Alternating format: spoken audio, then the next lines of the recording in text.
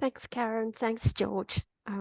So I would like to start by just saying thank you to Hilary for difficultating the sessions this month, and also to the reading groups who engaged with our book and who asked questions. I know had some really fascinating conversations, and it's been really interesting listening to the recordings this week of the conversations that you've had. And I hope that this is an ongoing engagement, and that also it's as it should be open-ended, and that we continue to talk about the book and also some of the chapters that the reading group didn't get to, that there's other places for this conversation to go. I think it's probably worth mentioning perhaps that this project came out of the Children Technology and Play project that was funded by the Lego Foundation, who's really interested in aspects of children's play. Karin was the co-PI of that project. And when we got to the end of the project, Joanne and Theresa and Shanique and Karin and I had a lot of conversations about the fact that we didn't feel like it was over, and there was a lot of questions that we had that we wanted to ask. And we also were thinking about the ways in which research could be done differently outside of the ways that research project had been designed, because we felt we had a lot more to say about that data and, what it meant to be working on a funded project. And so we were really privileged, because we decided that it would be really helpful if we returned to the data and some of the aspects of it that we've been asking questions about, and that it sort of stuck with us. And that we wanted to think really carefully about what it meant to do research, and what it meant to do research differently, and how, if we used a different lens for this research, the kinds of productive things that could come from that. And so that's where this book kind of had its genesis, and it's, I suspect, an ongoing project, that it's something that we don't leave behind, because we're still talking and thinking and learning and being taught by engagements with each other. So one of the things that we thought that we would do today, in a little bit in a way that's slightly different from the normal panel discussion, is to ask George to share some of the questions that that came out of the reading group. And there's quite a lot of questions, but just to give you a moment or two just to skim read those. And then what we'd like to do is we'd like to read a section of chapter 7, and then think with those questions and the reading of chapter 7. And Hilary has very graciously again agreed to difficultate after we finished reading a small section of chapter 7, and to think about how we return to these questions. We think some of the answers, or kernels of the answers, are in some of the reading, but they're also, we think there's space to open it up and have a broader discussion. So yeah, I'm just going to give you a moment or two just to have a quick look at those questions.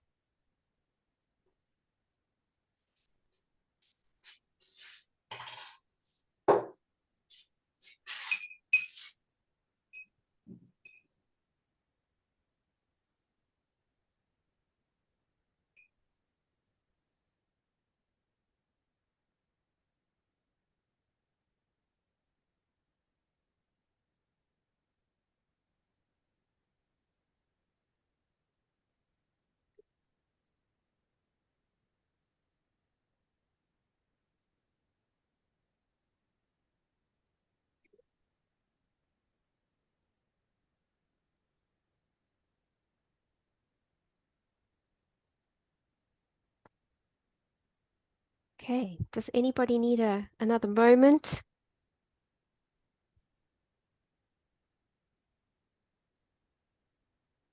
And then George, we can come back to them obviously as well, and put them up again. And they're obviously not fixed. They're just there for people to use, to think with. So this is a section in chapter 7 that we've entitled "Swimming in an Ontological Tsunami and Getting Stung."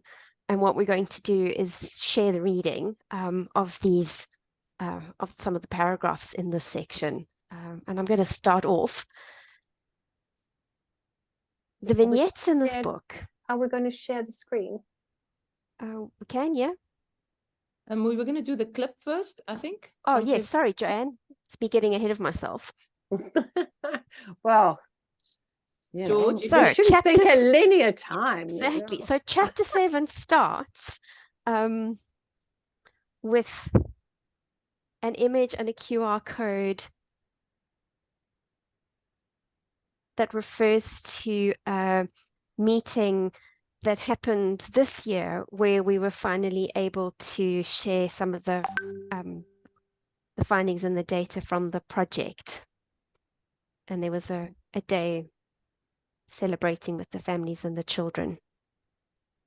Can I just ask, are there gray blocks in front of for you over here? Yeah. Is it going to be a problem? Can I leave it? Yeah. Not? Okay. No, it's fine. As long as we hear the music, yeah. Okay, great. Can I play? Yeah. Thanks. Sure.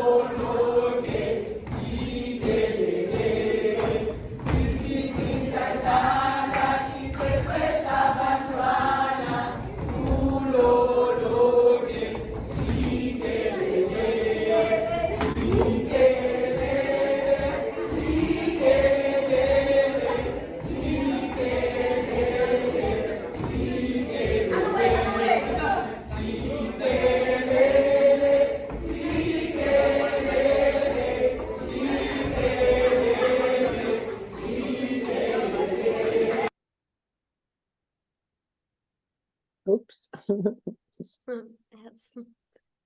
beautiful. Thanks, George. So, swimming in an ontological tsunami and getting stung. The vignettes in this book give an imaginary of... Hang on. Yeah. That's not the right one. Yeah. Okay. Yes, there we go. There we go. Brilliant. And if someone could keep an eye out, also letting Theresa in. Yeah, she comes in. Thank you. Sorry, Dix. Well, it's just a return, isn't it? It is. First sentence. Okay, swimming in an ontological tsunami and getting stung.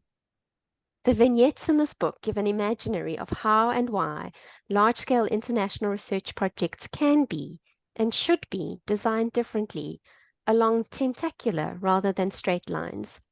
In our performative returning as a research practice, we unsettle the humanist subject, the cause of so much trouble. In that sense, posthumanism is an ontological tsunami, and writing this book has felt like dipping our toes in, getting wet, swimming, and almost drowning, I would add, many times in the complexities of doing justice to the richness of the CTAP data.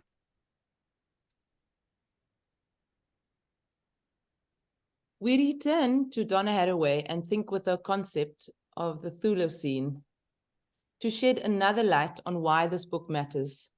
Sorry, I have to just say that some of the other co-authors who are four-legged Great Danes are having their own digital play panel right here.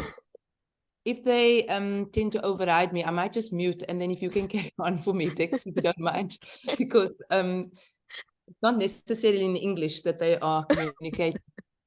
But it's also almost dinner time, isn't it? Yeah, exactly. So they're giving signals. Oh, wait, Giorza. Theresa's coming in, yeah. Giorza, yeah.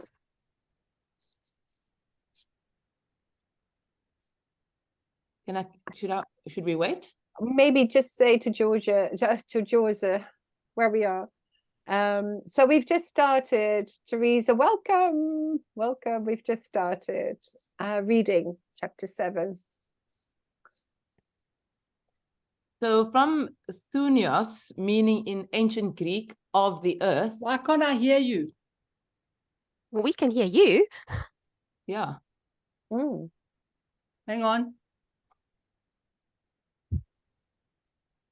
So, George, that's not post-Ezra, George. Ezra, that's not post-digital. That's like no digital.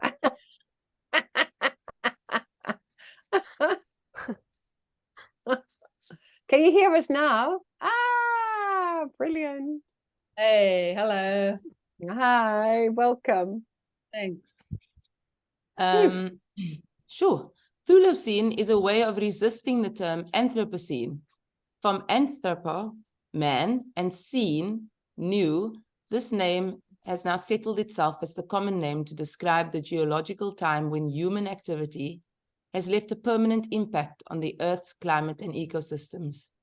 Haraway points out that this naming practice itself, again, expresses human self-invented exceptionalism, supremacy, and individualism. The centering of the human has already caused enough trouble. Theresa Giorza argues that Haraway's Thulocene is a proposal for something wilder and more poetic than Anthropocene, calling up the powers of the underworld and subterranean and other earthly creatures. Through a series of vignettes, this book traces the geopolitical dimensions of space, time, and the more than human.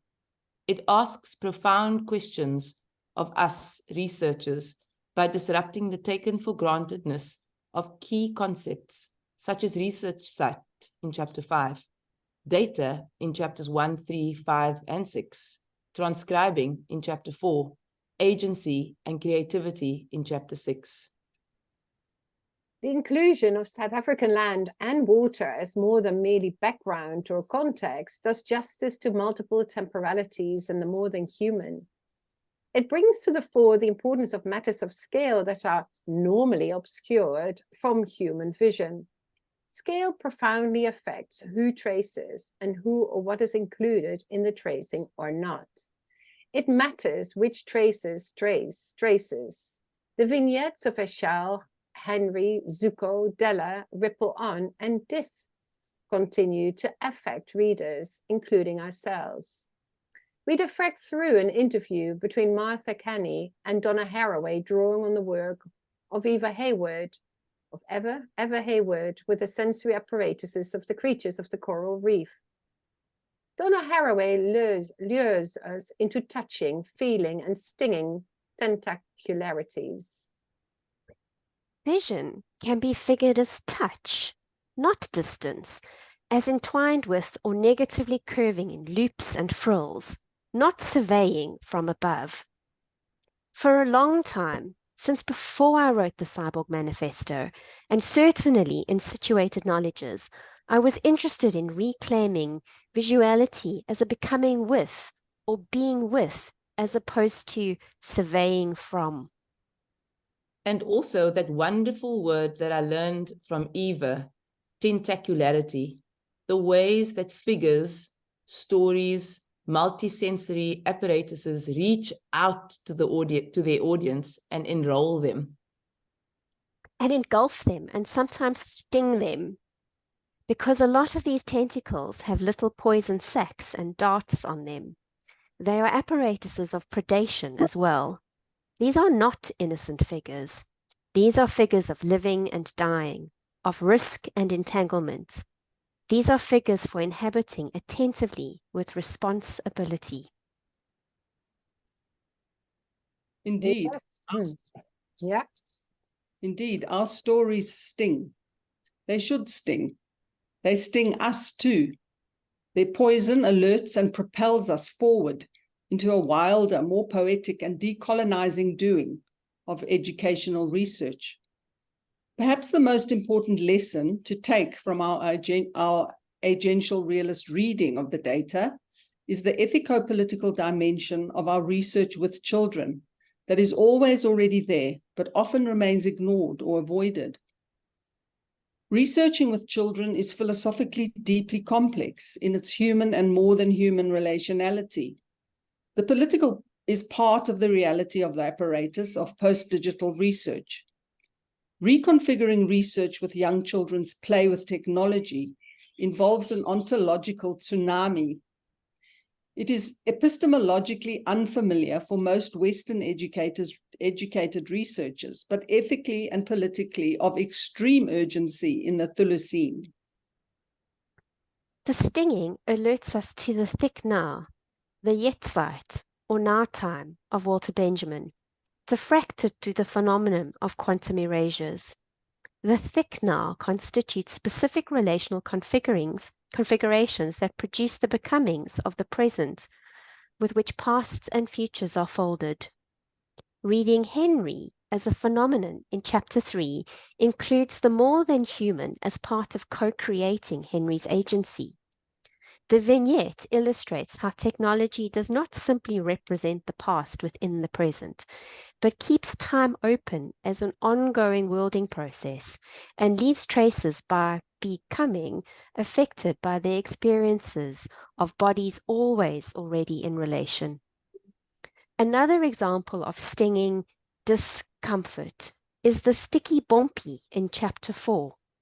The historicity, time, space, memory, Afrikaans as a particular language, and the Cape Flats cannot be diluted in the more than apple juice bumpy, which joins the conversation about transcribing as a research practice.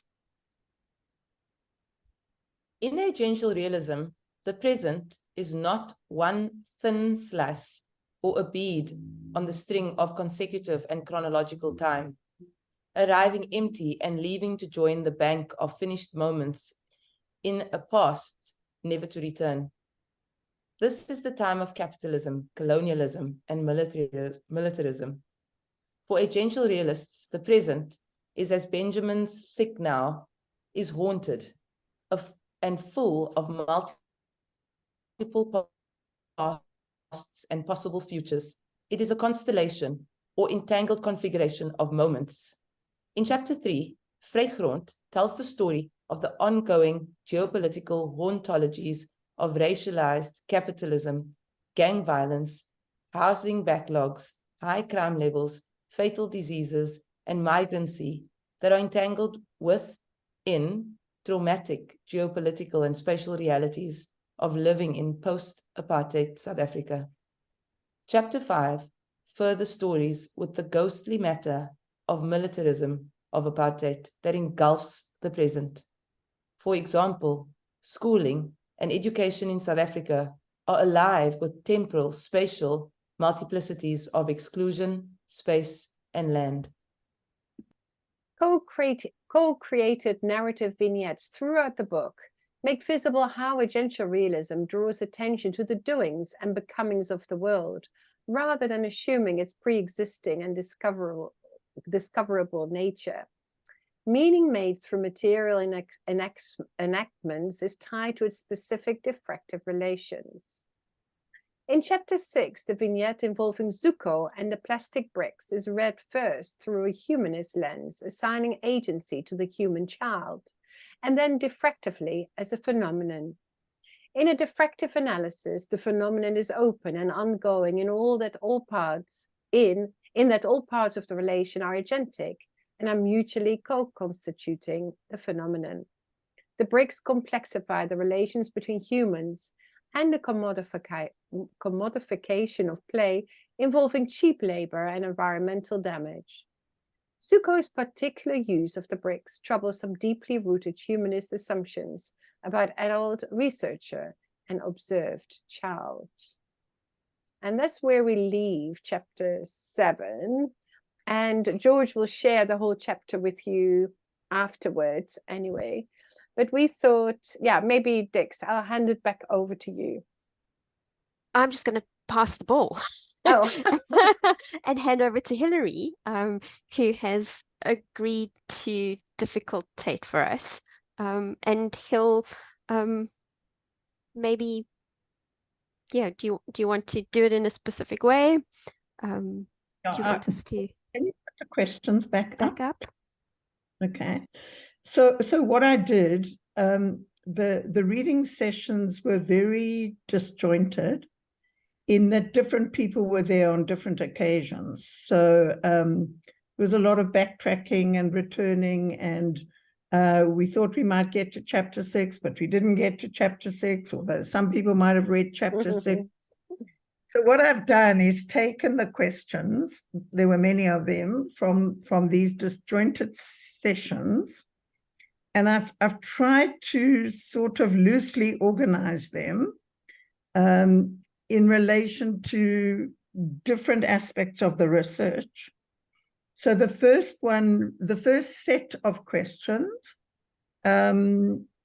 asks, about posthumanist research and why this different story with this different return matters and what its relationship is to the CTAP project.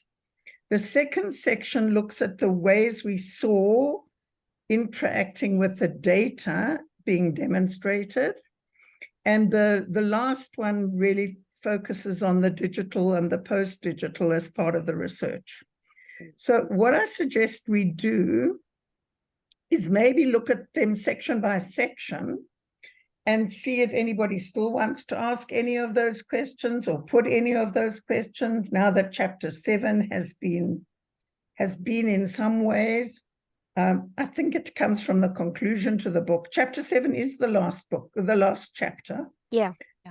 And it does answer some of the questions. So I think if we just look at the first section and see if anybody, either the people who wrote the book or people who were in the research group, want to pick up any of those questions. I think we should do that. And when we've done that, then, if there's time, we'll move on to the next section and work our way that way. But at least it gives us 3 points of discussion rather than 25 points of discussion. And Ezra, bearing in mind your bookshelf example, I'm sure there were other ways of organizing the questions, and this is just one way of organizing the questions, which changes the way the questions materialize. Could I add, thank you, Hilary. Could I make a comment? Of course. I really appreciate the way that you acknowledge the disjointedness of reading groups, and I think that's part of what makes this such a generative space, is that there's the freedom to live lives and join reading groups, and also live lives and join reading groups. It really, just to acknowledge the people who spend time in the reading groups with these different questions, and how they've been able, you've done the role of grouping them in this way. And I wondered whether, like you said, if researchers wanted to, or the authors wanted to respond to some of the questions, or maybe some of those who are in the Zoom room want to, but maybe chapter 7 also might want to. So I'm just asking whether, if one of the concepts or questions that's raised, if I do a search in the chapter and present that at the same time to, because chapter 7 is also part of this this conversation. panel. Yeah. Yeah, it's the future of these questions, or the future of these chapters that we were working with. Sure, Joanne. I'm much too scared to say no to anything you request. You have to swivel around.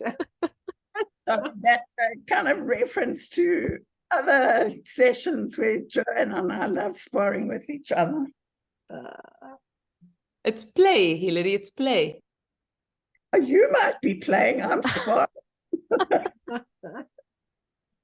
I mean, I think what I love about our returning kind of panels and seminars is also, you know, is how we can meet questions with questions.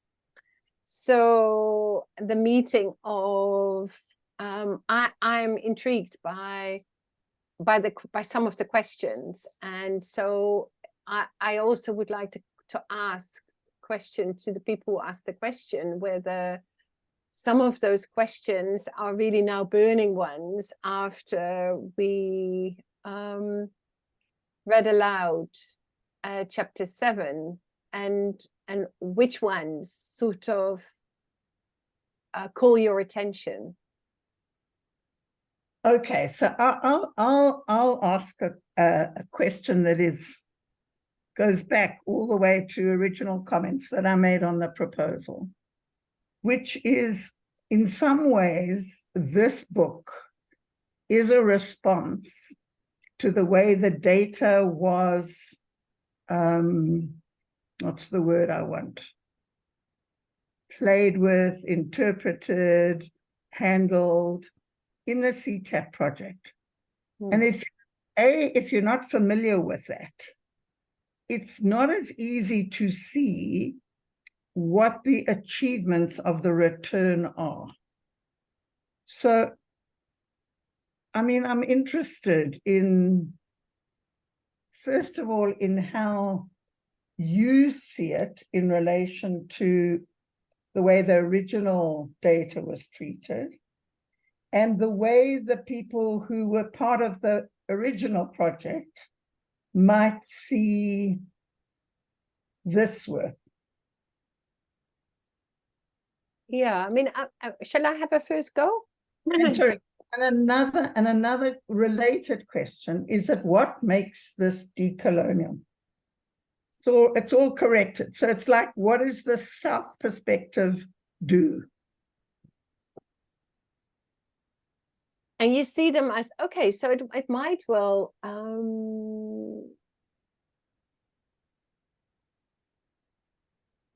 yeah, so would you like to read that out, Dix, or?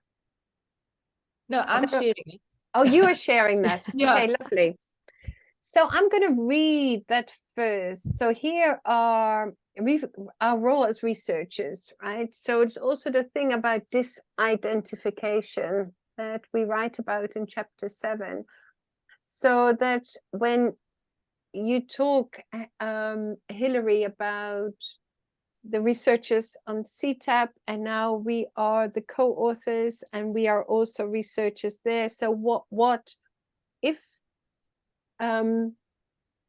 we trouble some of the focus on identity here and on people, then what it is that we were trying, or what we've done in this book, what we've enacted, is a returning that is about global education research.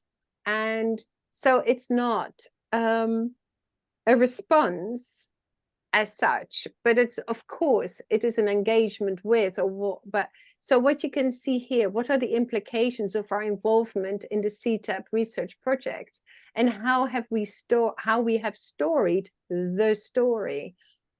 Doing research post-qualitatively requires a commitment to tracing the research relations, human and more than human, in all of their complexities, histories, geopolitical nuances, and lively contingencies.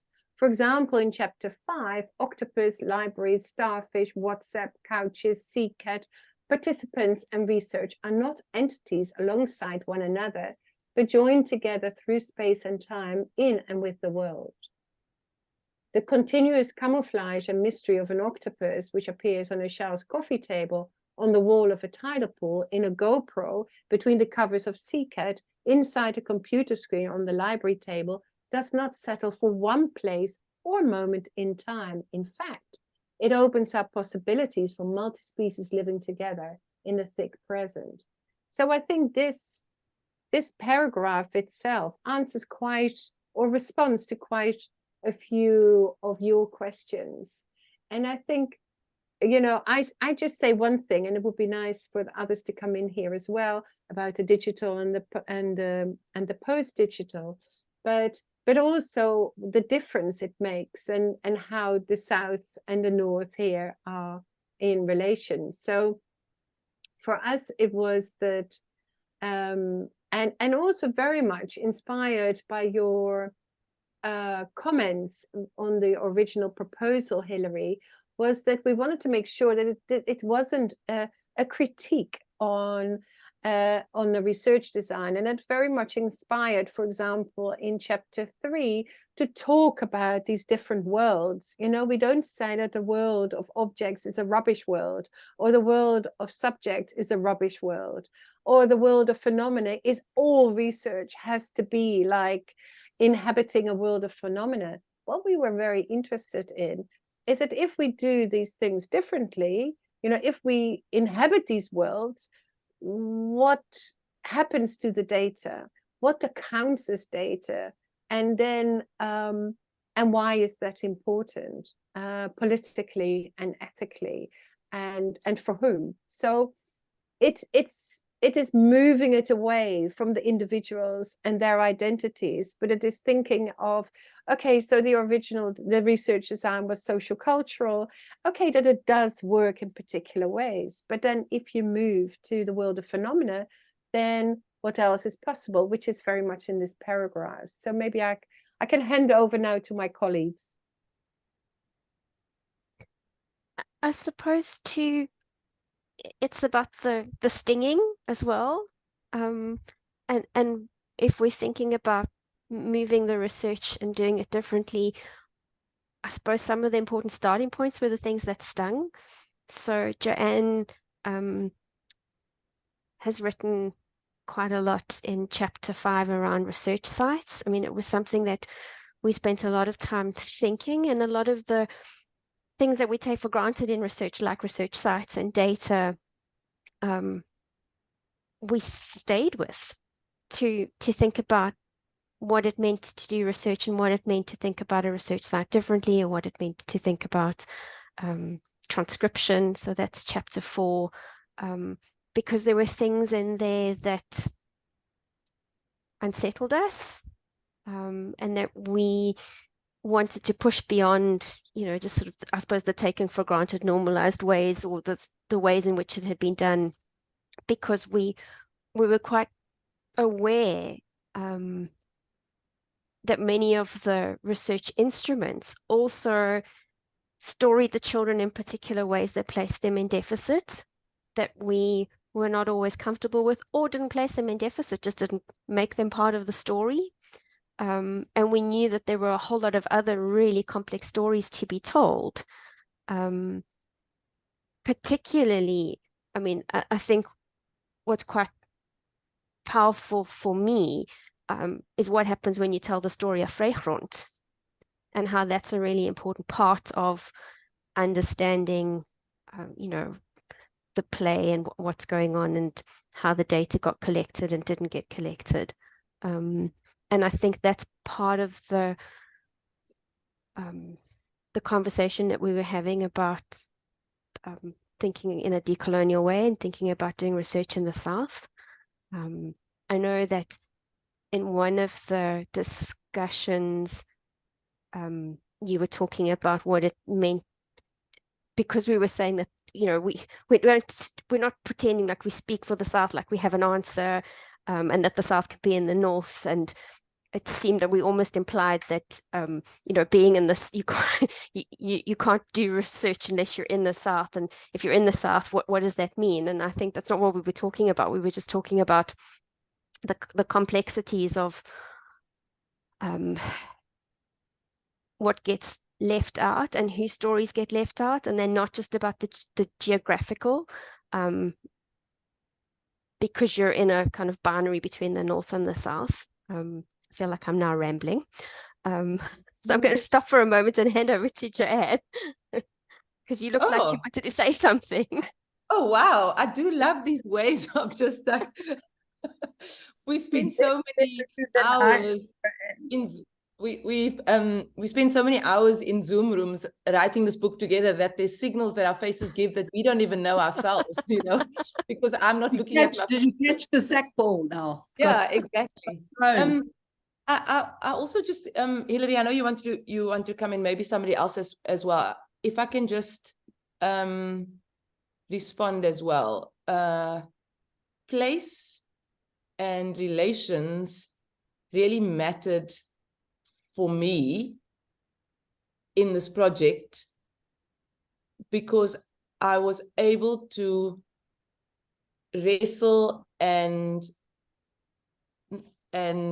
keep floating with the tensions of what is assumed about children in the context with the land and the space that I have childhoods and play and history, and to really be able to take to be aware of that is something I'm extremely grateful for, because it's not that it was sentimental or that it was easy, but it was the moment of being able to really sit with research practices and lift to the surface the assumptions that are made when we're sitting with the tool in our hands with questions in black ink on paper listed for the mouth and the tongue of a field worker asking another mother these questions.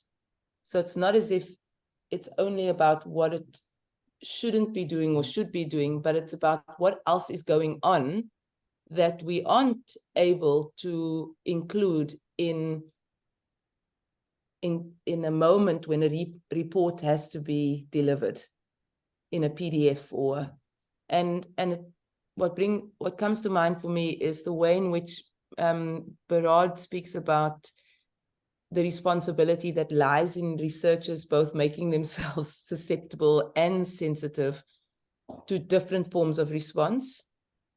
And it really was within this project that I came to have a bodily understanding or meaning making or sense making of staying with. And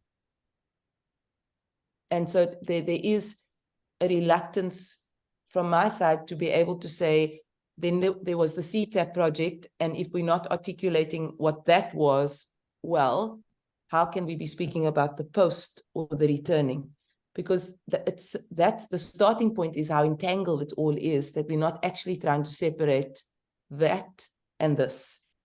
I'm implicated in being a researcher on the CTAP project, and it was part of my work. I had a role in it, but there was also other things that were going on equally at the same time. It was a both and kind of space to be in. So I think it's that key thing that's coming up in response to your first question around the CTAP project itself, and then the returning, that we had to make ourselves susceptible, sensitive to different responses in thinking about research as an open, ongoing practice. Yeah, if I can just add something about the writing, writing the book, and not really knowing what it would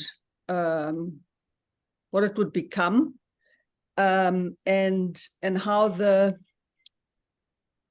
work in the different chapters impacted across, as we wrote and read each other's work. The work on the research site in chapter 5, and the work on the sort of the 3-step sort of moves in chapter 3, really like they were going on while I was also grappling with how to write about digital and post-digital in chapter 2, and also working with vignettes across chapter 2 and 6. And in chapter 6, working on the data from the children, the living room of the children who play on the WWE SmackDown what's it? PlayStation. PlayStation game. Yeah, I mean that site, that place as a research site. I mean, in a way, it was wild, and it really you really experienced this the porosity, the liveliness of the or the way that the children's play worlds just completely swept the research questions aside in a way, or they changed them for us. They pushed us in completely different directions. In fact, we'd only scraped the surface of them in the first report, and it was that feeling that there was just so much going on there, which was part of the impetus to actually get into it and return and work again differently with that data, which was so amazing. And I think then working in chapter 6 and going back to chapter 2 with the same vignette in a way, but differently. Yeah, it was a lively kind of learning process and a very generative writing experience. So that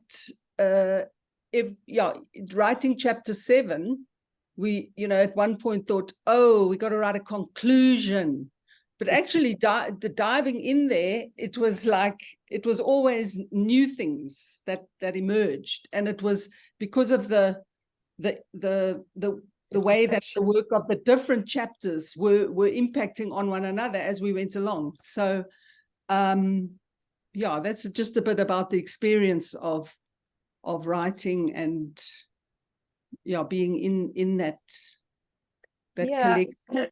I know. If I can add to that in terms of, CETA post-qual, what difference or why does it matter, etc. I think what stood out for us so often was how taken for granted a lot of those concepts that we were reading out earlier on are in research. When we support our students, when we do research method courses. Okay, so what is your research site going to be? Okay, so what is your, what are the methods you're going to use? What are you going to, and how,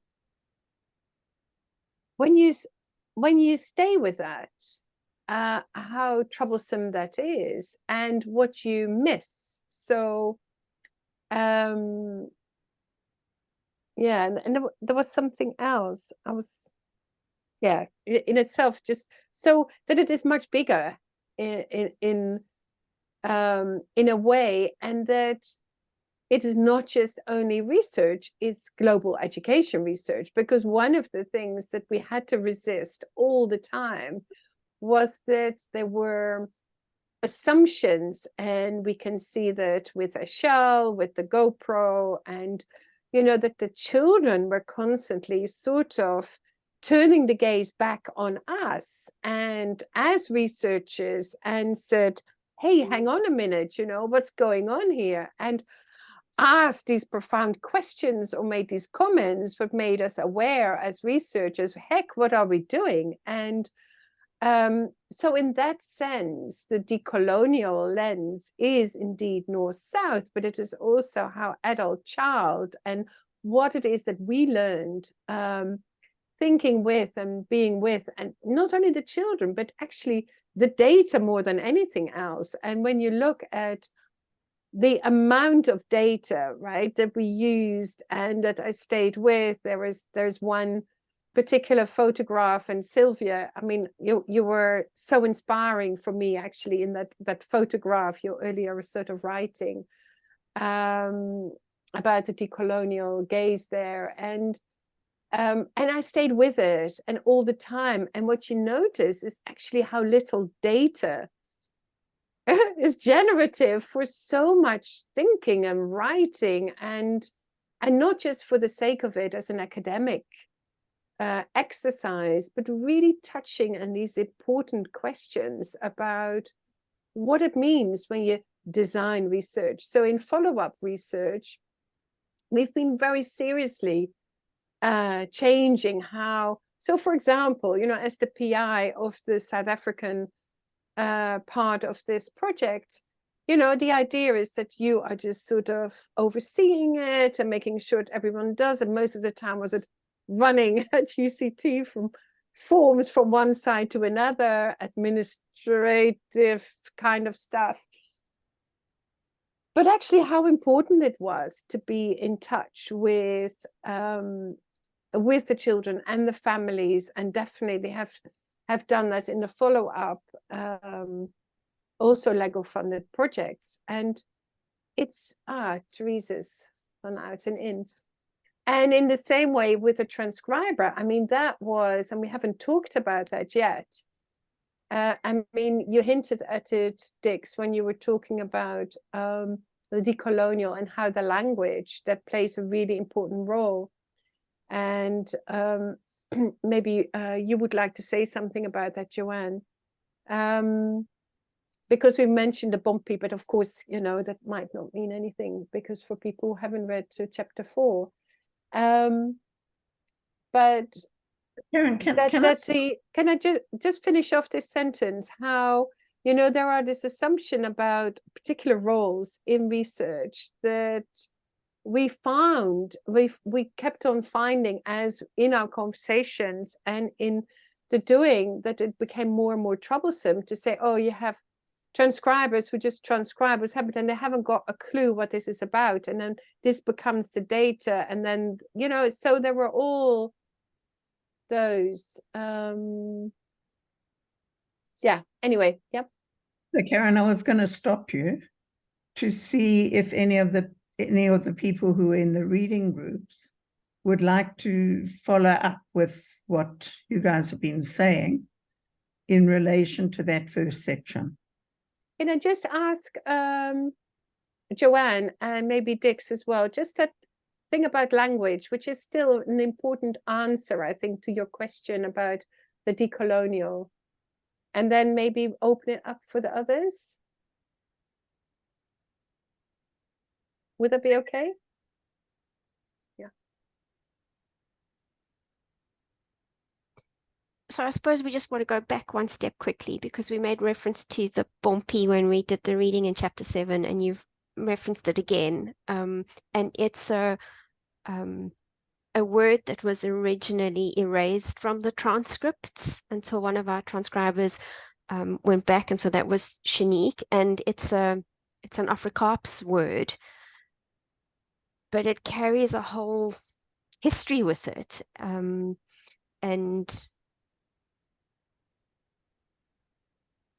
we had lots of conversations about how complex the transcription was and what it meant to have transcribers who felt like they needed to transcribe in standard English for a number of children and families who don't speak standard English, but also speak Afrikaans. And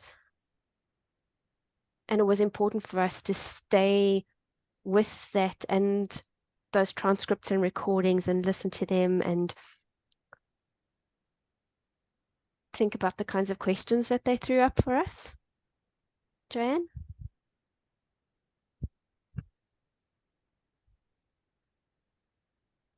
Sorry, I just had to put my fan off. So a Bumpy is what could be named as an ice lolly, or it's in a plastic tubing with this ice-juiced insides that lives inside in the freezer. But when we think of Bumpy, within the context of South Africa, and Afrikaans as a part of what it means to live and be in the Western Cape.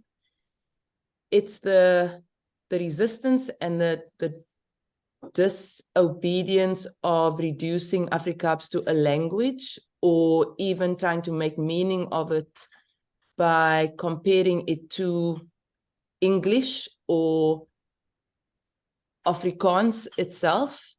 Because so instead of sitting, complexifying language, we think with and also take our questions in and through the phenomenon of a Bompi, which, like Dixon said, was there. And it had a timestamp on it in a recording on a phone and on a dictaphone, but it was also not there because it wasn't transcribed.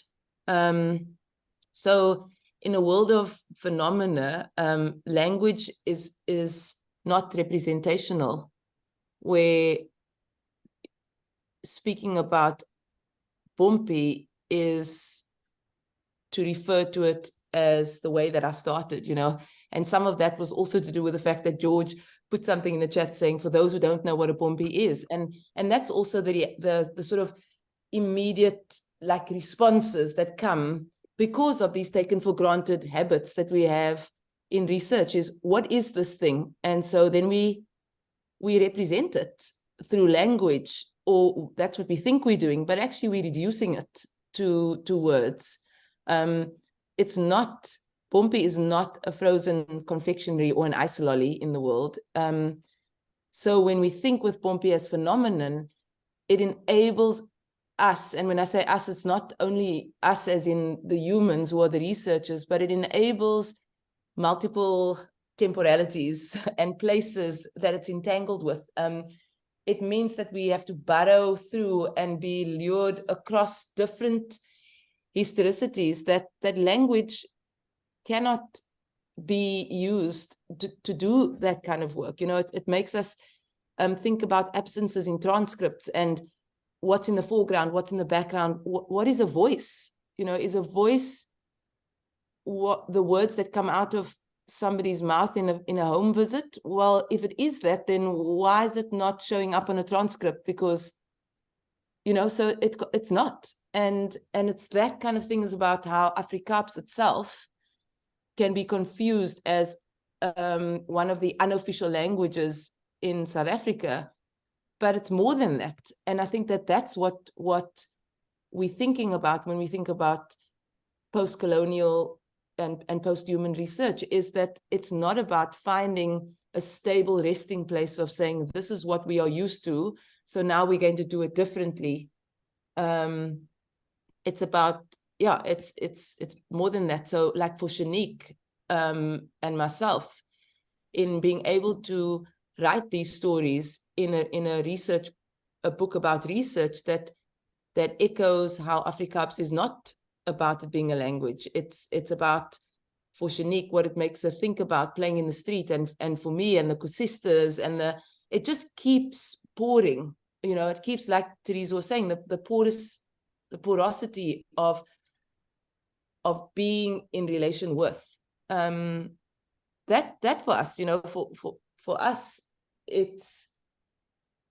that's the doing of post-colonial research. And yeah, maybe I've got a little bit longer than what I was supposed to get. Yeah, it's Okay, so I'm wondering if any people who'd done the reading want to respond in any way, or I mean, Joanne, I can tell you, I grew up with ice lollies, and I'm sure that the way it makes me think or feel is different from the way you do. And I mean, we used to make them with Oros, which is awful stuff, but it wasn't awful stuff to us as a child. That's a very sweet cordial. So, I mean, I get a different set of affects when I think with a bumpy, or you talk to me about a bumpy. George? Oh, I was just gonna add some personal thing that I went to, the primary school that I went to was very white, and we had the same ones, but we called them ice bites. And then when I went to high school, there were a lot of people who called them bompies, and so I like made a transition from one word to the other, but it's a word that I use, but maybe not, but in a representational way, or I don't know. I just that description from Joanne, I think, was really, well, not description, that's the wrong word, but that was really beautiful to hear you describe or say. What is a voice? What does it mean to say something? But yeah, just I don't know why I'm speaking now. Sorry. No, it's great. My brain's a little bit. It was 35 degrees today in Cape Town, so I think the circuits are a little bit fried. You need Obviously, yeah. I need a Bobby. It obviously really resonated. Yeah. George, can I ask you to put the questions up again, and maybe we can look at the second set of them? Let me find them now. Questions. So George, while you do that, can I just go back to the point that Joanne was making? And I think, one of the things that we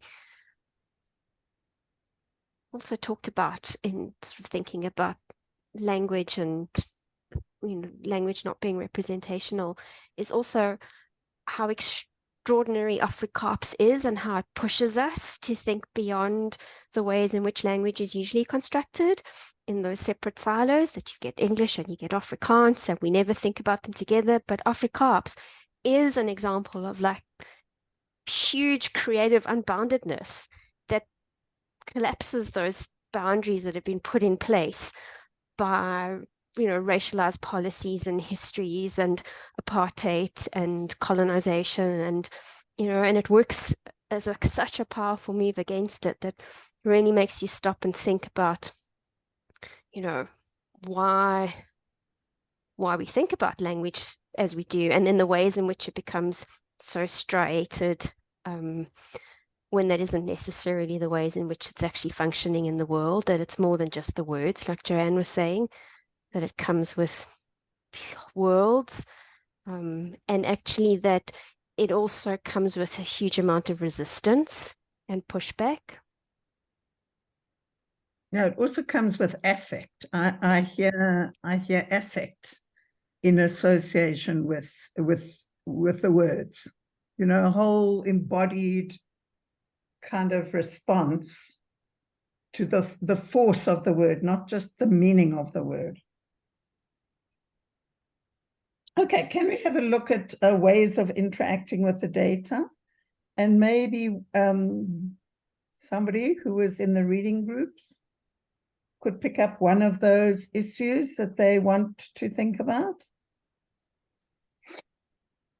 or would like to ask the panel to think about, or the panel can pick up one of the issues.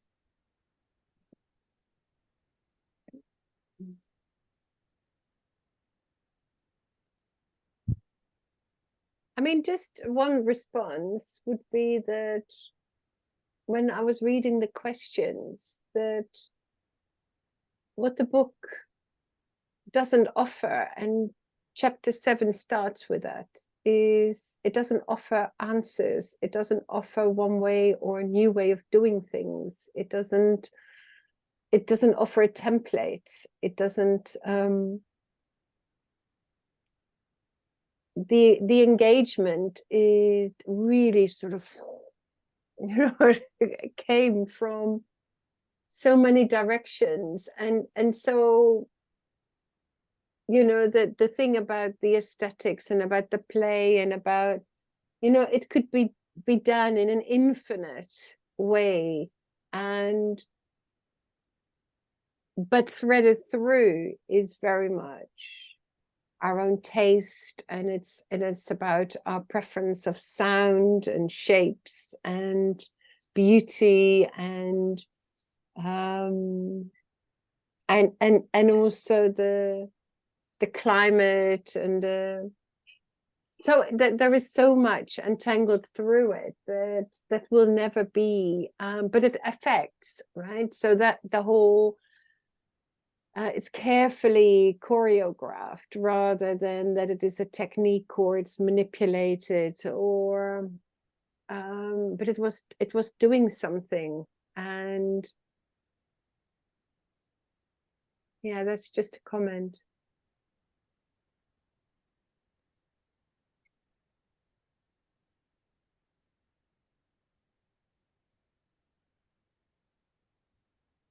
It's also the issue of noticing and attuning to, and you know, so the thing about the crayons and not the table was what jumped out, you know, what called for attention. And it could have been, you know, other people would have responded differently. It is about the but it is important to respond to the crayons as well. It's not just, oh, anything will do, or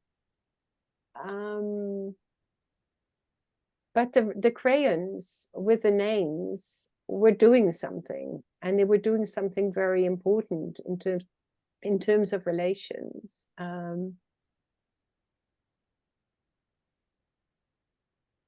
So I think they were doing something important in relation to sharing. You know,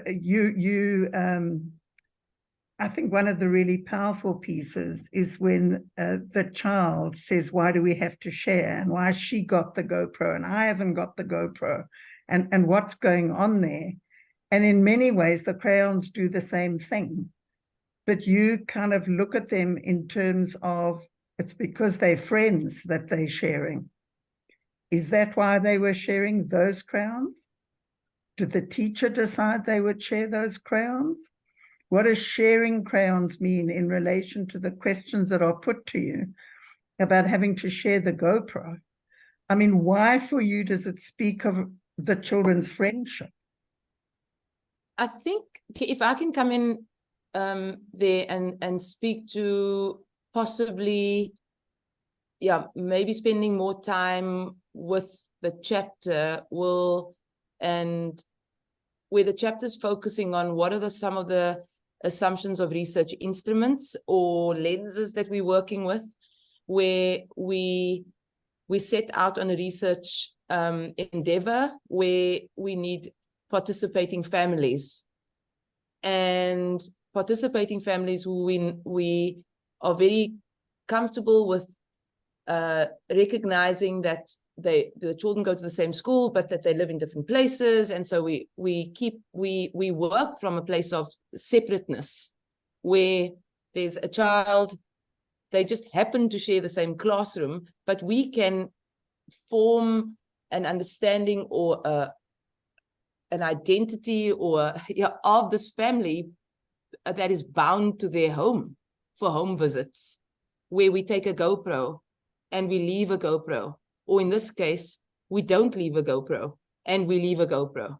So the crayons move the borders of what we do in research, because it raises the questions about the separability of one family from another, and that to deal with questions in a way that we're working with standardized questions and approaches with individual families who are entities or who are participants in the research project, and not making allowances for or even slowing down enough to think about and listen to the ways in which these families have relations. And it's not about finding out what those relations are, but it's about troubling the disconnect or the dislocation that happens when we situate families in physical homes according to addresses for the purposes of home visits. I mean, so that the crayons it's doing more than just thinking about sharing. And it's actually interesting because that hadn't come up for me. So it's making me quite curious about sharing. But actually it was doing the political move of a pack of crayons with 2 children's names on it. And then the assumption that these 2 children are living in separate homes. And so we can do research in different ways that would not create disturbances in relations that already exist, but are not being considered in the way that we approach research. And like Karin said earlier, the way that it's not only about calling these moments out or observing them or sitting with them, it's about what do we do with that? Like, how does it come to matter? It comes to matter when we start other research projects and we take these sticky discomforts with us into the ways in which we work with children from the same schools. And especially, you know, I'm thinking about the event that we had and the ways in which it echoed even louder that these families know one another. They're not these separate case study families that are only known through questions or the fixed lines of research participants. And sorry, I'm burning to say. Yeah. I'm burning to say, Hilary, you know, it wasn't a child that said, how come he's got the GoPro, she's got the GoPro, and I haven't got the GoPro. It was the child saying, how many GoPros have you got? No. How many children are there? Why hasn't he got one? It was like this connectedness and this caring on the part of those children, and notice and actually showing us up in terms of our kind of separating and discriminating in a way, you know. Yeah.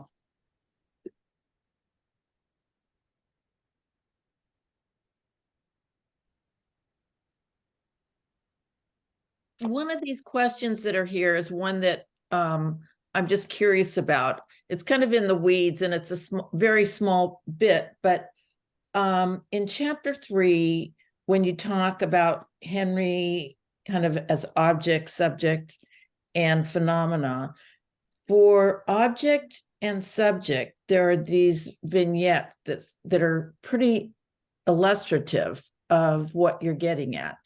And that was not there for phenomena. And I'm just curious if that was on purpose or just how that worked with the writing. But there was. Okay, then. But it's not written. It was figure. Whoa. It's the video clip and it all comes through the QR code. Oh, okay. And that one video clip, for some reason, the QR code wasn't working when I tried it. It said it'd been taken down by, okay, then that makes total sense. Okay. Oh, I hope not. Which is helpful, Mitzi, because that means Thank you. straight after this, I'm going to be checking. We've got to I check think that. it was that one that was taken down. But that was also, but I think it's not. I think it's figure 3.5. The soundscape was there, but the other one I couldn't get to. Maybe it was just me too.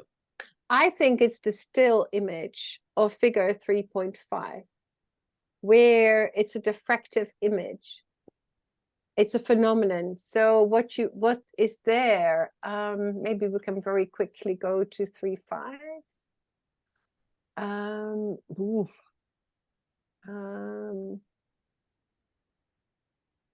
Okay, let me just see whether I can find it. It's when he's walking through the zinc walls. Yeah, so that is the. Have you got 3.5? Which page is that one? Oh gosh, it goes on and on. Everyone is so stressed about the QR code's not working. Yeah. So There you're all it just is. holding your hearts. Okay, I think shall I share this one? I think this is the. which of course brings us to, isn't it this one? Yeah, it was, it took. Perfect. There were a Isn't lot of this questions in amazing? the reading group about this, so it would actually be really nice to hear from you. We had a lengthy discussion about this image. Can you play the QR code there or not? If you give me a moment, let me just. Oh my gosh, my- I'm testing it here just so that, like, for more than just Mitzi's question. Yeah, it takes us to YouTube. Yeah. Yeah, I've got it. It's working. Oh So gosh. this video has been removed by the uploader. Indeed, it has. Oh really? Mm. I'm gonna have. I'll have to- Oh no. Okay. So this is the sound, isn't it? Just try to remember now. The sound is 3.6 because I was able to, that one worked fine. Which sounds like the whales. Yeah. Yeah. But you know, the caption for that image didn't alert us to the fact that it was for the phenomenon. If you just look at the caption says it's a diffractive reading of the data, but it doesn't help you to see it as a vignette of the phenomenon. Well, it says here, scan the QR code of figure 3.5 to watch the rest of the vignette. So in fact, what you can see here, the tape starts to run out between the movements of sticky fingers and tape. Henry and his mother talk to each other in Chichawa. Then Henry springs into action, ready to run to the shops to buy more tape. The GoPro camera comes along for the trip. So when you read that, and then it's that, so it's not one or the other, it is how the visual and the words, and I try to remember what's here. Oh, that is the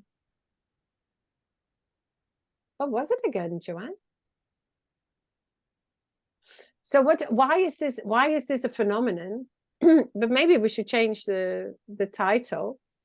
But then it would be that this is the phenomenon, right? So what it is, you know, how past, future, present, all of that is diffracted through, you know, the space, the researchers, the sticky tape, the zinc, you know, the place and Vrijgrond and the national curriculum and immigration laws and, you know, Malawi and Chichawa, it's all diffracted through one another as a phenomenon. So here we're not looking at Henry as an object, nor do we look at him as a subject. His boundaries are porous, you know, he's a field of forces. I mean, you can use so many different languages, but here is something else going on. And it burst out of its seams, you know, and it's also in an auditory way, in a visual way, and it has got words, but there is something on. And why is this important? Is it does more justice to the complexity. It does more justice to the complexity of Henry. That's what's important. So Henry matters, you know, when we talk about the subject, you know, and there is a lot of that kind of conversation now, especially for children, Black children in the South, you know, isn't it important that we actually stick to children's rights and to subjectivity and to identity? But it's there as well as, but there is more. And then when we look at what else is going on, what actually comes to the fore is the capabilities of Henry, like what he does with the sticky tape. And so he's agentic, but there's much more that's agentic. And so it is working with that complexity. I don't know whether that helps. But here is the phenomenon. We didn't see the video and we couldn't hear the sound. Oh, okay. So I know why. Because the version that you have from the manuscript are not the separate images that went to the publisher. So I have put the video with the QR code because I nearly had a meltdown for a moment. I also had a meltdown. Can you share it? Can you share it, please? Playing it on my phone. Yeah, Yeah, I'm so panicked. If you open if you open it in the chat, which I hope you can do, you can, that's the I version can. that Can. should, So you have never seen should Henry work. going through the corridor? The Oh lane. no, through the lane. I mean, oh, if I'd known that. It's the So you it's know the what, it's the crux. It's the Can't we just crux watch it of right the now? chapter. Yeah, Yeah, yeah. what I'm going to do is, I'm it might be easier for me to just present it as a file so that you can scan the QR code. Well, there's here also just a YouTube link. Okay, yeah, that's Okay. also fine. Oh no, But- if I'd known that. You know- Should I share it right now? No. We Yeah, can watch it together. yeah. And also it is really important, just to say that again, if you read chapter 3, it is the returning again and again to this clip is really important. But we can't do that now, but when you read it again. Yeah.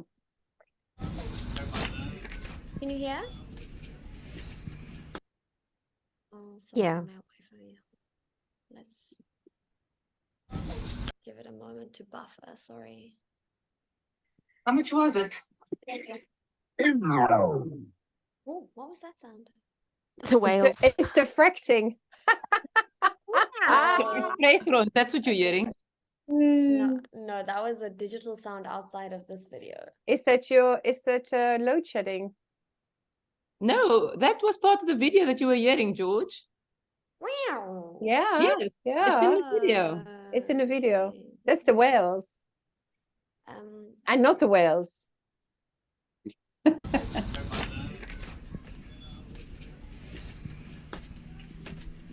How much was it?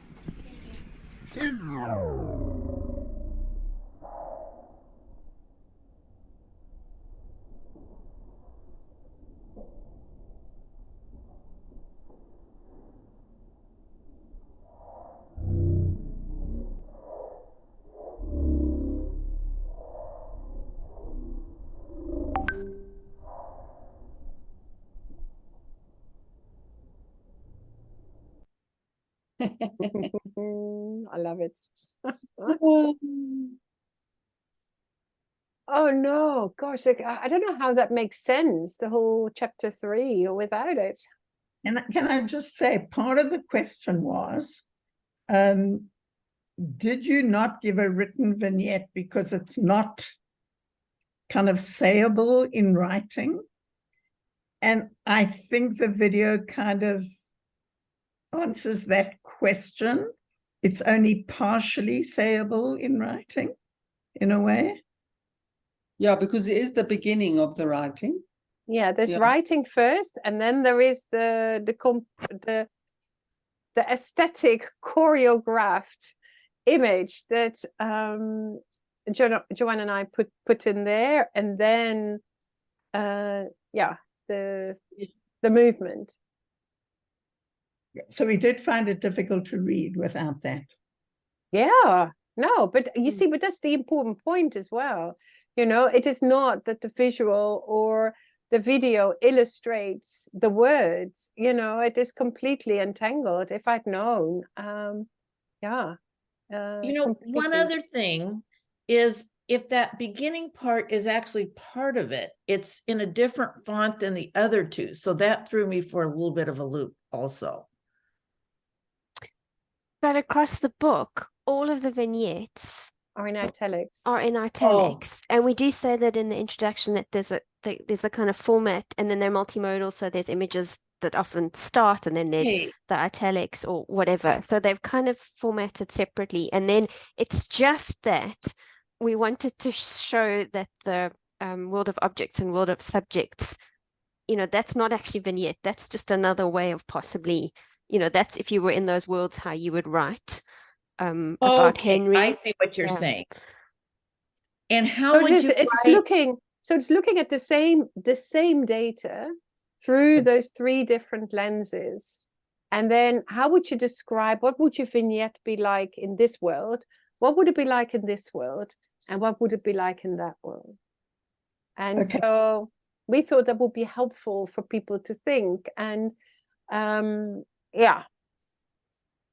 Okay, so can I now facilitate us out of this discussion, given that it's 1836 And I think we've had a wonderful, wonderful insight from all of you. I mean, it's been a very interesting discussion. So thank you all very much.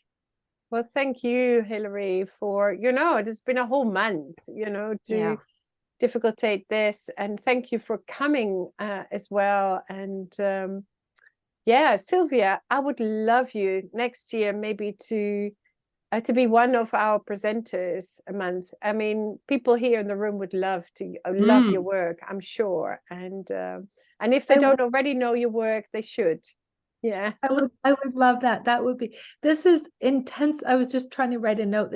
I don't know how to describe it. It's intensely fascinating to be here and to play with research in this way is really, really intriguing. But yes, I'd love to contribute in as well. Right. Sylvia, we have got your email address, yeah? Yeah. George does, yes. Okay, yeah, we'll get in touch. All right, thank you. Thank you, everyone. Thank you, Okay. everyone. Everyone. Thank you for all the And time in I the was late reading. and made big noises and everything, and I had load shedding. Bye-bye. Can I just, before you go, I thank George in particular for making this all possible, and the whole year, and all have a really good break, and we start again next year. And so thank you, George. Thank you, everybody. Take care. Bye. Thanks, everyone. Bye. Bye.